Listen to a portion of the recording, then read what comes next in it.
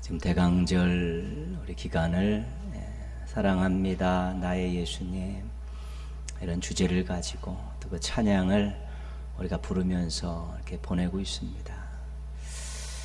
여러분에게 묻습니다. 예수님을 사랑하십니까? 왜 사랑하십니까?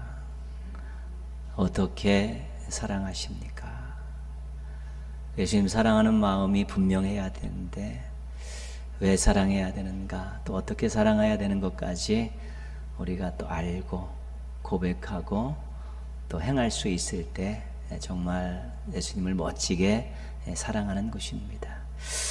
우리 또 주보에도 계속 악보를 실어드리는데 사랑합니다 나의 예수님, 한번 드린 질문에 대한 답을 생각하시면서 한번 같이 부르겠습니다. 앞부분은 고백이고요, 뒷부분은 예수님께서 말씀하신다고 생각하십시오. 사랑한다 아들아 내가 너를 잘 알아라, 사랑한다 아들아 내게 축복도 한다. 그러면 아멘으로 이렇게 받으시고 사랑합니다 나의 예수님 이렇게 고백하시면 되겠습니다. 찬송하겠습니다.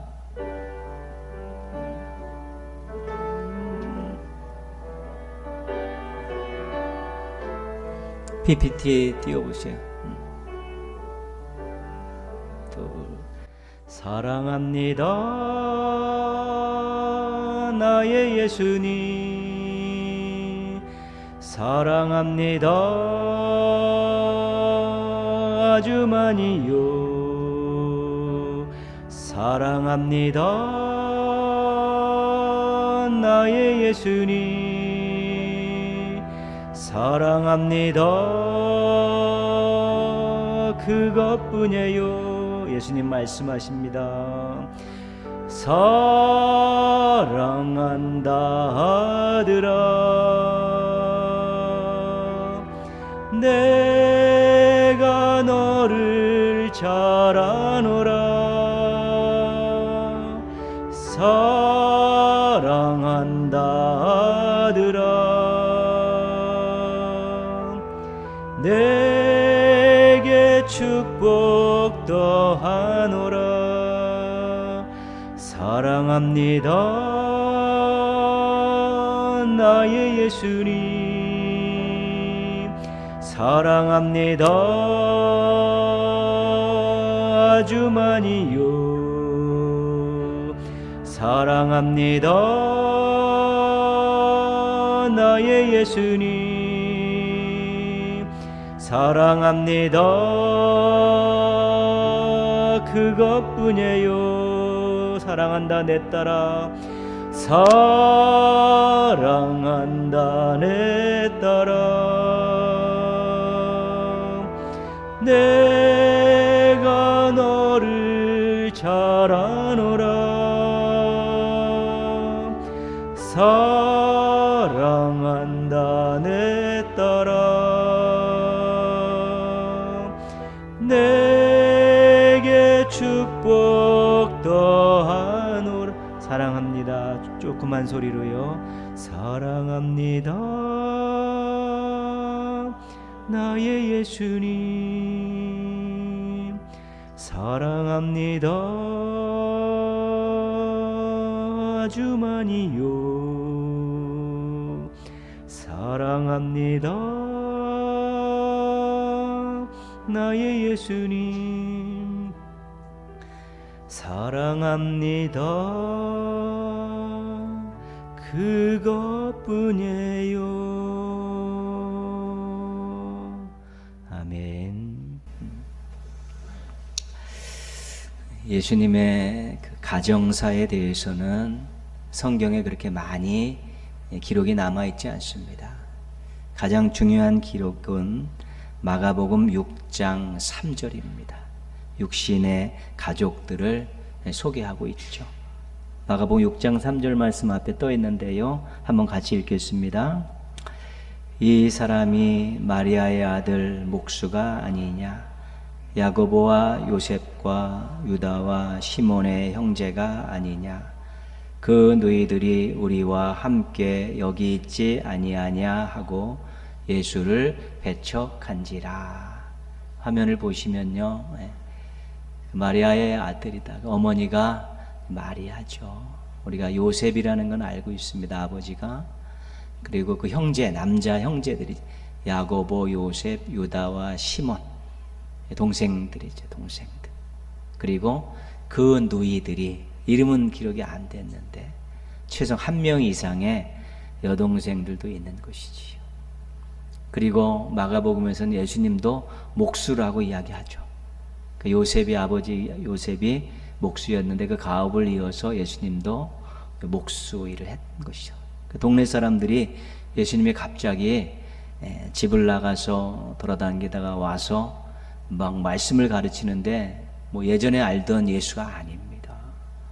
너무 의아해하고 너무 황당해하면서 아니 그의 가족들이 우리와 함께 계속 있었고 우리와 함께 살았는데 어떻게 저렇게 변할 수 있느냐. 그 나름대로 이해할 수 없고 인정할 수 없다는 그런 말을 하고 있는데 이 말 속에 예수님의 육신적인 가족들이 다 소개가 되어 있는 것입니다. 오늘은 예수님의 그 동생 가운데 야고보에 주목하려고 합니다. 야고보. 그 야고보는 이름 순으로 볼 때 예수님 바로 아랫 동생이었던 것 같습니다. 다른 성경에서도 야고보가 제일 먼저 나오지요. 그래서 야고보의 입장에서 예수님을 한번 보자는 것입니다. 30년 동안 가정에서 같이 있었죠. 그리고 아버지의 가업을 위해서 목수 일을 하면서 또 생업을 책임질 수도 있었을 것입니다. 그런데 어느 날 갑자기 집을 나간 것이, 출가한 것이, 나가서 여러 사람들을 모아서 제자라고 하면서 여기저기 돌아다니는 것입니다. 어떻게 보면 조직을 만들어 갖고 두목 행세를 하는 그런 형국이지요. 그런데 가서 사람들에게 말씀을 전하기도 하고 귀신을 쫓아내기도 하고 병자를 고치기도 하고 또 어려운 사람들 찾아가서 그들에게 위로하고 그들을 돕기도 하고 그런 것입니다.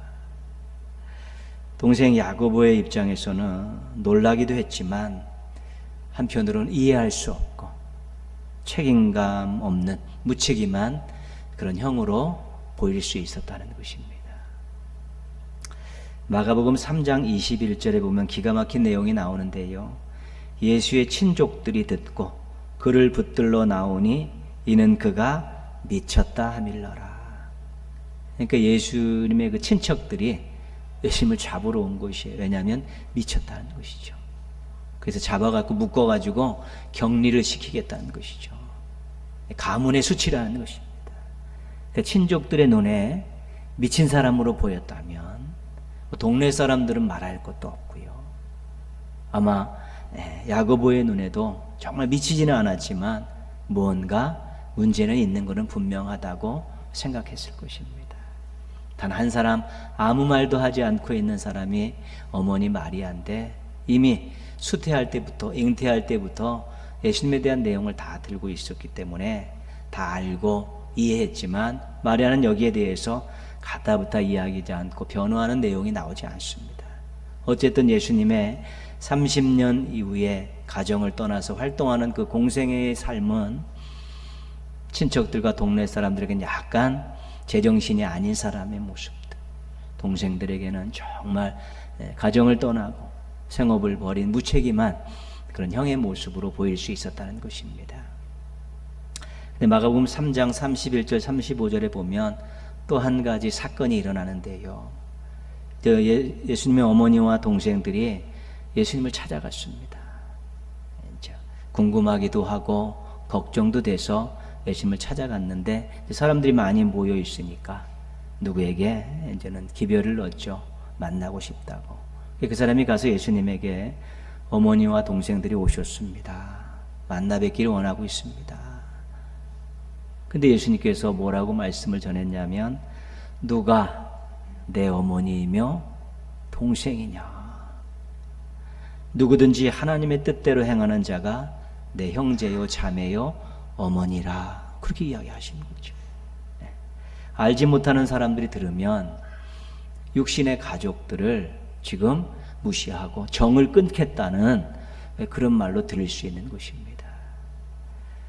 이 말을 들은 야고보의 마음이 어떻겠습니까? 어머니 마리아는 이해할 수 있는 부분이 있지만 야고보는 그래도 이해하지 못하고 아마 섭섭했던가, 때로는 분노하는 그런 모습을 보였을 것입니다. 이해할 수 없는 형님, 책임감 없는 형님, 가족들을 무시하는 섭섭한 형님, 이것이 동생 야고보가 생각하는 예수님이었을 것입니다. 여기까지가 복음서에 나오는 야고보의 행적을 가지고 우리가 살폈던 내용입니다. 근데 그 이후에는 야고보는 언급되지 않지만 예수님께서 고난 받으시지 않습니까? 그 십자가에 달려 죽으시지 않습니까? 형이 집을 나간 형이 3년 만에 붙잡혀가지고 모진 고난을 당하고 십자가에 달려 비참하게 죽으셨다는 소식을 들었을 때 그 야고보는 아마 고개를 절레절레 흔들었을 것입니다. 그럴 줄 알았다. 그것이 복음서를 통해서 우리가 야고보가, 동생 야고보가 형 예수님을 바라보는 심정이었을 것이라고 우리가 이렇게 생각할 수 있는 것입니다. 그런데 사도행전에는 야고보가 전혀 다른 사람으로 나옵니다. 오순절 마가의 다락방 그 기도의 자리에 야고보가 있었던 것이죠. 예수의 아우들도 거기 있어. 그래서 성령 충만함을 받고 초대교회의 창립교인이 되었습니다. 초대교회 성도들 가슴 속에 아주 뜨겁게 불타오르는 고백이 있습니다. 그건 뭐냐면 십자가에 달려 죽으셨다, 사흘 만에 부활하신 예수님이 메시아다, 그리스도다. 이거에 대한 고백이 그들의 가슴 속에 불붙듯이 있었습니다. 그래서 그들이 그 고백을 가지고 모여서 기도하다가 성령 충만함을 얻고 그 주체할 수 없는 감격적인 소식을 거리에 나가서 전하지 않습니까? 그다음 공회에 잡혀서 핍박도 받고 막 그러는데, 그러니까 120명의 그 마가의 다락방에 모였던 사람들은 십자가에 달려 죽으셨다, 사흘 만에 부활하신 예수님이 바로 메시아입니다. 하나님께서 구약에 약속하신 메시아입니다, 그리스도입니다라는 고백을 하는 사람들이었다는 것이죠. 그래서 어떤 의미에서 야고보도 그 고백을 한 것입니다. 예수님이 부활하시고 40일 만에 승천하셨습니다. 승천하신 후에 마가의 다락방에 성령 강림이 있었지요. 그렇기 때문에 야고보는 예수님의 공생의 한 후반부 어느 시점에 예수님을 구주로 믿고 받아들인 경험이 있었을 것입니다. 그렇기 때문에 마가의 다락방에서 같이 기도할 수 있었던 것이지요.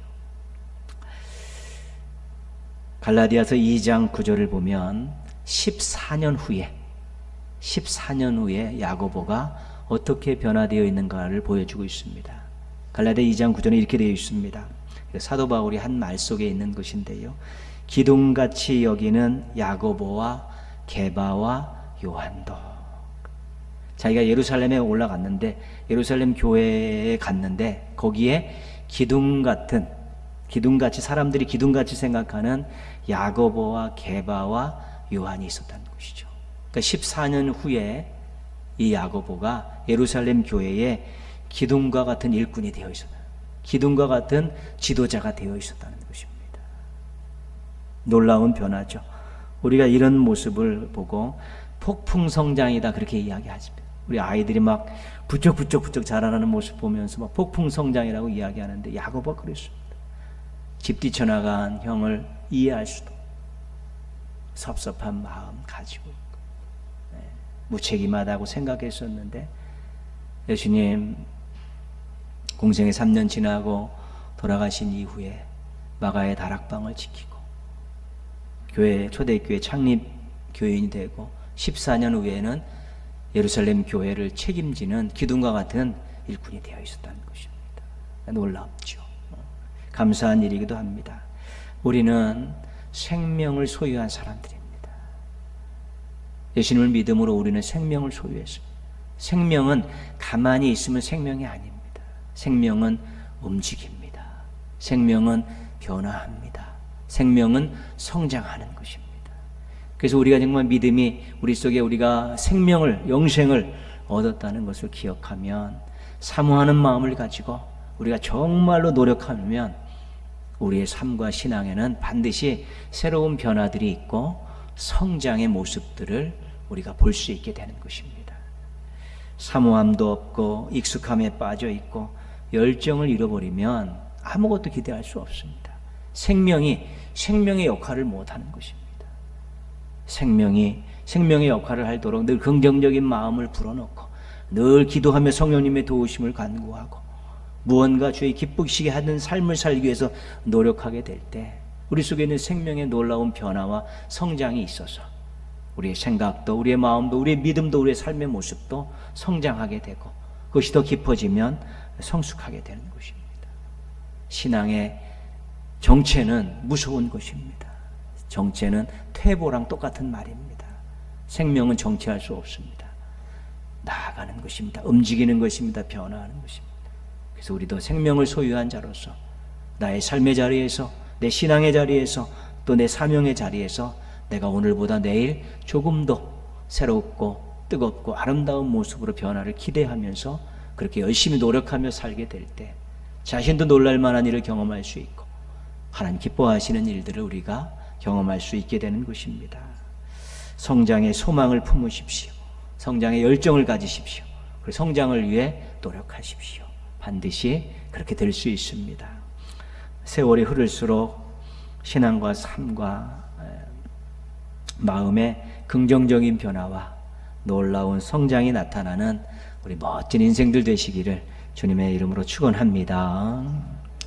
야고보가 형님 예수님을 사랑하지는 못했습니다.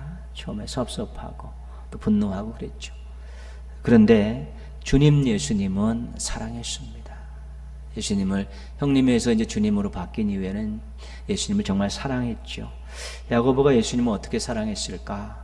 구체적인 내용들은 살필 수 없습니다. 근데 가능성 있는 이야기 첫 번째는 뭐냐면 자리를 잘 지켰다는 것입니다. 아까 예루살렘 교회 기둥같이 여기는 세 명의 지도자를 소개했습니다. 야고보, 게바, 요한이죠. 게바는 베드로입니다. 사도고 요한도 세베대의 아들 요한입니다. 사도입니다.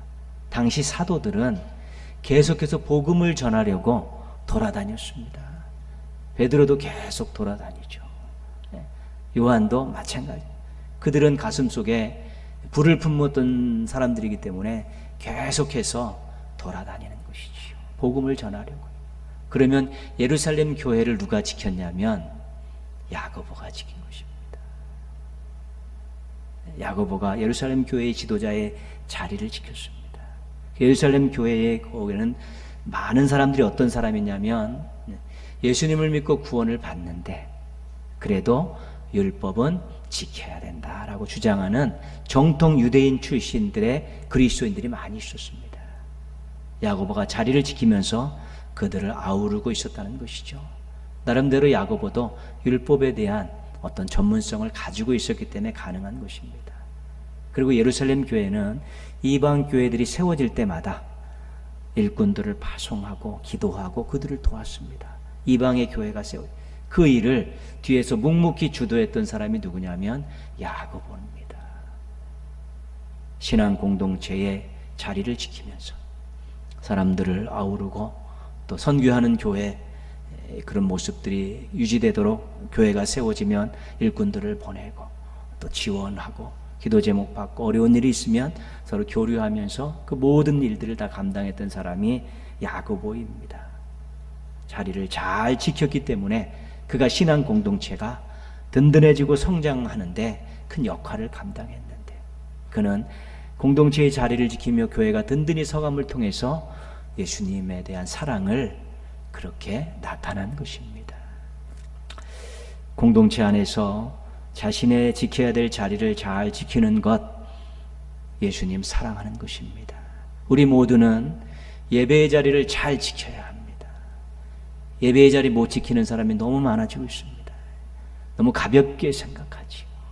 그 어떤 것보다도 같이 우선에 두지 않고 저 뒷구녕에 넣어가지고 언제든지 일만 생기면 그 자리를 지키지 않으려는 사람들이 많아져 가고 있죠. 그러나 우리가 예배의 자리를 잘 지키는 것이 구원받은 성도들이 예수님을 사랑하는 방법입니다. 기도의 자리도 잘 지켜야 합니다.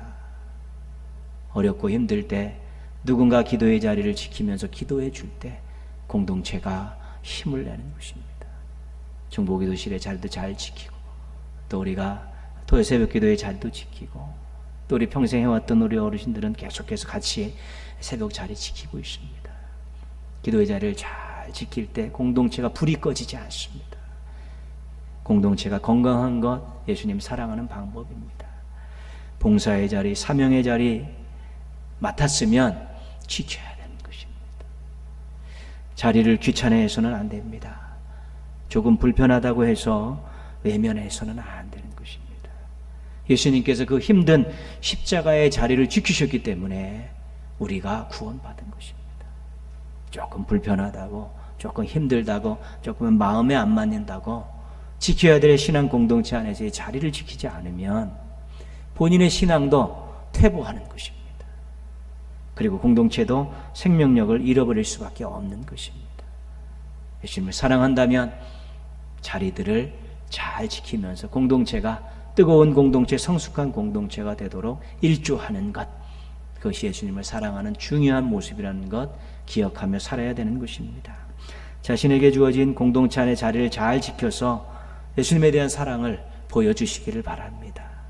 자신에게 주어진 공동체 안의 자리를 잘 지켜서 공동체를 빛나게 하시기를 바랍니다. 우리의 사명입니다. 오늘 말씀은 바울과 바나바가 1차 전도 여행을 마치고 돌아왔습니다. 1차 전도 여행 때 전했던 복음의 내용은 십자가에 달려 죽으셨다 사흘 만에 부활하신 예수님을 믿으면 구원받습니다. 복음 전하는 것입니다. 근 2년에 가까운 복음 전도를 하고 돌아왔는데, 수리 안디옥으로 돌아왔는데, 그곳에서 할례를 받아야 구원받을 수 있다라고 주장하는 사람들, 예루살렘 모교회에서 아직도 그걸 주장하는 사람들이 와서 그걸 또 퍼뜨리니까 성도들이 막 헷갈려 하는 것입니다. 바울과 바나바도 본인들이 그렇게 이방 땅에 가서 복음을 전하고 왔는데 할례도 받아야 된다고 추가시켜야 된다는 것이죠. 그 성도들도 헷갈리고 이거 뭐 해결을 봐야겠다 생각하고 예루살렘으로 올라가는 것입니다. 예루살렘 교회에는 여전히 야고보가 자리를 지키고 있었습니다. 회의가 열렸죠. 예루살렘 사도회의라, 이게 1위 첫 번째 사도회의입니다. 모였습니다. 그 중에 이제 많은 사람들이 이방인에게 예수 믿고 구원받는 것뿐만 아니라 할례를 행하고 율법을 지키라고 명하는 것이 마땅하다 주장하는 사람들이 많이 생겨났습니다. 그렇지 않다고 이야기하는 사람도 있는데 그 중에 대표적인 사람이 베드로입니다. 베드로가 일어나서 이야기하죠. 내가 복음을 전하다 보니까 아니다. 이방인들은 예수님만 믿고 구원받도록 하나님께서 그렇게 허락을 하셨다. 내가 고넬료의 집에서도 봤다. 베드로가 그렇게 이제는 편을 들습니다. 회의가 계속 공방이 오고 가다가 결론을 지을 때가 됐습니다. 이 결론을 누가 짓냐면 야고보가 짓는 것인데 오늘 그 말씀입니다. 야고보는 먼저 베드로의 주장이 선지자들의 주장과 일치한다고 설명을 합니다. 아모스서 9장 11절 12절을 인용하면서 우리 형제 베드로가 한 말이 맞다. 이방인들에게 믿음으로 구원받는다고 하나님께서 이미 약속하셨고 선지자들도 그렇게 이야기했었다. 그렇게 먼저 베드로의 주장을 그렇게 세워놓고요. 19절 말씀 보시면요. 그러므로 내 의견에는 이방인 중에서 하나님께로 돌아오는 자들을 괴롭게 하지 말고, 그렇죠? 바울의 주장, 베드로의 주장을 지지한다고 말하는 것입니다. 여기에서 웅성웅성한 소리가 막 들렸을 것입니다. 근데 20절, 21절 보시면 같이 한번 읽겠습니다. 다만 우상의 더러운 것과 음행과 목매어 죽인 것과 피를 멀리하라고 편지하는 것이 옳으니 이는 예로부터 각 성에서 모세를 전하는 자가 있어 안식일마다 회당에서 그 글을 읽음이라 하더라. 그러면서 그래도 이방인들 그냥 놔둘 수 없다. 4가지 율법은 그들도 꼭 지키라고 그렇게 편지하고 권면하자.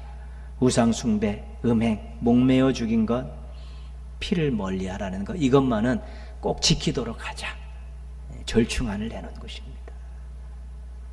구원에 대해서는 믿음으로 구원받는다는 것을 못 박아놓고 할례를 행하고 율법을 지켜야 된다는 사람들을 위해서 이 네 가지 정결 예식, 율법에서 중요하게 가르치고 매번 강조하는 이 네 가지는 이방인들도 지키게 하자, 이 절충안을 내놓으면서 이 회의를 마무리하는 것입니다.